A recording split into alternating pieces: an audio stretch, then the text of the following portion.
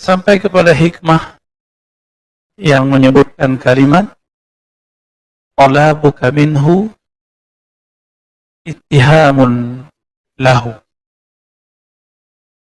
Talabuka, kalau kita terjemahkan secara harfiah, berarti tuntutanmu. Kamu menuntut kepada Allah ini dan itu, meminta A, B, C, D, semua itu ittihamun lahu, sama dengan kamu menuduhnya. Apa maksud kalimat ini?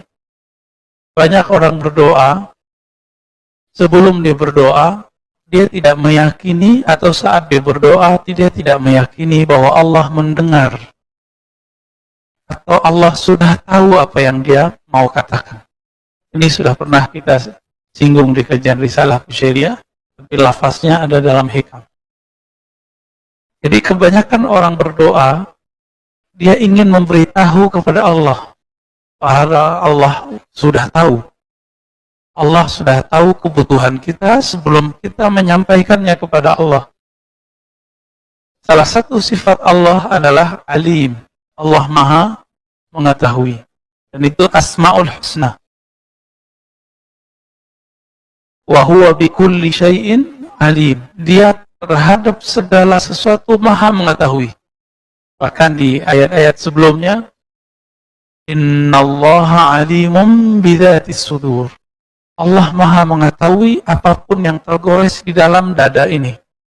Artinya belum saya lafazkan, belum kita lafazkan, Allah sudah tahu. Jadi supaya kalimat ini tidak mengenai kita, bagaimana caranya? Sebelum berdoa, maka panggillah Allah terlebih dahulu. Ya alim, wahai yang maha mengetahui isi hati. Nah, ini diajarkan oleh Imamuna Abul Hasan Asy-Syadzili. Imam Abul Hasan Asy-Syadzili itu mengajarkan kalimat ini. Allahumma ya alim ya azim ya halim, anta rabbi wa ilmuka hasbi, wa ni'mar rabbu rabbi wa ni'mal hasbu hasbi. Ya Allah yang maha mengetahui, yang maha santun, yang maha bijak. Ilmumu, pengetahuanmu mengenai hajat di dalam diriku, itu sudah cukup bagiku. Engkaulah sebaik-baik Tuhan, sebaik-baik yang mengurus hambanya. Jadi kalimat ini menegur kita semua, tolong Bapak, Saudara, maka Allah setelah ini jika berdoa, jangan berkeyakinan memberitahu Allah. Karena sebelum kita dicipta, Allah sudah tahu. Yakin atau tidak? Sebelum kita ada, Allah sudah tahu belum kebutuhan kita? Allah sudah tahu. Oleh karena itu, sebelum berdoa, dibaca ini, minimal ya alim, ya alim, wahai yang maha mengetahui isi hati. Berarti doa itu untuk apa? Maka doa ada dua. Ada orang berdoa karena dia ingin memberitahu Allah, i'laman ilallah, memberitahu Allah. Ini buruk adabnya. Ini menuduh Allah Subhanahu wa ta'ala. Ada doa level 2. Doa apa ini? Doaul khalil li khalilih, al-habib li habibih. Curhatnya seorang kekasih kepada kekasihnya. Saya mau tanya, orang yang curhat sebenarnya dia sudah tahu belum apa jalan keluar masalahnya? Rata-rata sudah. Cuma dia ingin tenang. Ketika Nabi Ibrahim alaihissalam, beliau mengatakan, ya Allah, arini kaifa tuhyil mauta. Tunjukkan kepadaku bagaimana cara engkau menciptakan yang hidup, menciptakan yang hidup, menghidupkan yang mati. Allah bertanya, apakah engkau tidak beriman kepadaku? Apa jawaban Nabi Ibrahim? Bukan ya Allah, tetapi supaya hatiku lebih tenang. Maka doa itu untuk menenangkan hati. Nah, maka di kalimat berikutnya ini berkaitan dengan kisah Nabi Ibrahim. Talabuka lahu ghibatan minka. kamu menuntut bukti tentang kehebatannya, itu karena hatimu lalai kepadanya. Kita pengen nih bukti. Ini sebenarnya doa ini dikabulkan nggak sih? Karena kita nggak tahu bahwa Allah Maha melihat hati. Beda dengan Nabi Ibrahim. Nabi Ibrahim selalu bersama Allah perasaannya. Tetapi beliau hanya ingin menambah ilmu. Disebut dengan ilmu yakin. Ilmu yakin. Naik menjadi ainul yakin. Beliau melihat sendiri bagaimana Allah Subhanahu wa Ta'ala menciptakan makhluknya dari kematian menjadi hidup. Bapak saudara makan Allah, jamaah subuh yang pasti diberkahi Allah Subhanahu wa Ta'ala. Maka jika berdoalah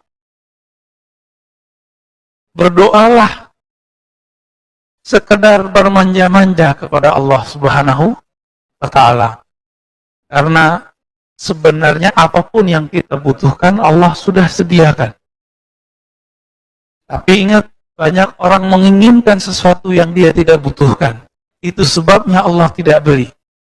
Allah hanya memberikan sesuatu yang kita butuhkan, bukan yang kita inginkan. Ciri-ciri orang dapat nikmat, dia diberi nikmat apa yang dia butuhkan. Lawan dari nikmat namanya istidraj. Apa itu istidraj? Istidraj itu dari kata daraj. Apa arti daraj? Azab yang disisipkan dalam nikmat, dalam pemberian. Bertambah pemberian, bertambah kedurhakaan. Ini ciri-cirinya. Bertambah nikmat, bertambah durhaka kepada Allah Subhanahu wa Ta'ala. Nggak usah jauh-jauh memikirkan nikmat itu hanya duit, rumah, pasangan, anak. Enggak. Nikmat itu hidup ini. Maka nikmat dibagi dua. Masih ingat? Ada nikmat kita diadakan Allah. Ada nikmat kita tetap langgeng hidup kita sampai sekarang. Ini disebut dengan nikmat imdad. Yang pertama disebut dengan ijad. Bapak saudara makan Allah, kenapa kita sebut kita ada ini nikmat? Satu kali Nabi Musa alaihi salatu wassalam berdoa, ya Allah, jadikan aku Nabi akhir zaman. Apa kata Allah? Sudah ada Muhammad bin Abdullah. Nabi Musa, ya mirip-mirip Bani Israel, karena Bani Israel begitu semua. Permintaannya banyak. Maka Nabi juga banyak minta. Tapi mintanya Nabi Musa, itu Allah anggap sebagai manjanya Nabi Musa. Nabi Musa kemudian request lagi, ya Allah kalau begitu, jika engkau tidak menjadikan aku Nabi akhir zaman, tolong jadikan aku umat akhir zaman. Hadis ini sahih. Saya mau tanya nih, Pak Milwan dulu pernah doa nggak Pak? Nggak ingat ya? Di alam ruh. Ya Allah jadikan aku umat Muhammad. Pernah doa? Ya? Pak Haddad? Mas Sandy? Nggak pernah doa ya? Kita nggak pernah doa supaya dijadikan umat akhir zaman. Tapi nggak tahu juga, emang dulu pernah ingat. Dulu ketemu Allah pun kita tidak ingat. Maka orang-orang yang Allah ciptakan dan Allah buat dia terlahir di akhir zaman, ini namanya nikmat ijad, nikmat diwujudkan di akhir zaman. Selevel Nabi Musa tidak dijadikan sebagai Nabi akhir zaman, enggak juga jadi umat akhir zaman. Bayangkan itu. Kita enggak perlu minta dan Allah jadikan umat akhir zaman. Coba bayangkan lagi. Nanti jika Imam Mahdi keluar jadi imam, yang jadi makmum siapa? Nabi Isa. Secara pangkat lebih tinggi pangkat Nabi Isa. Tapi secara tugas, lebih banyak tugas Al-Mahdi. Berarti Al-Mahdi ini siapa? Al-Mahdi ini pewaris hakiki Rasulullah Sallallahu Alaihi Wasallam. Semua ilmu Nabi nanti turun kepadanya. Makanya selevel Nabi Isa harus menjadi makmum. Karena Al-Mahdi Khalifatul Rasul, Khalifatullah, pengganti, mengemban tugas kerasulan, tapi Rasul sudah tidak ada.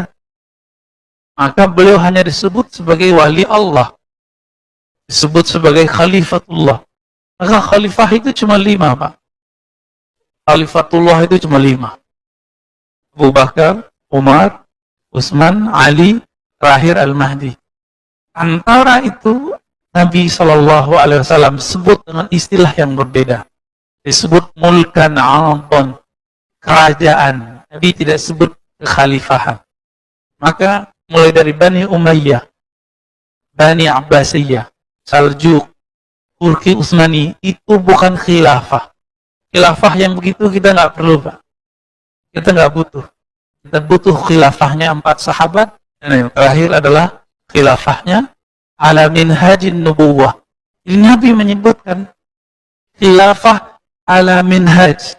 Khilafah pemerintahan yang berdasarkan konsep kenabian, ajar kenabian, minhajin nubuwah. Karena Nabi sudah tidak ada, maka pengemban ini adalah wali Allah. Berarti wali Allah ini menjadi imam, imamnya seorang Nabi Allah.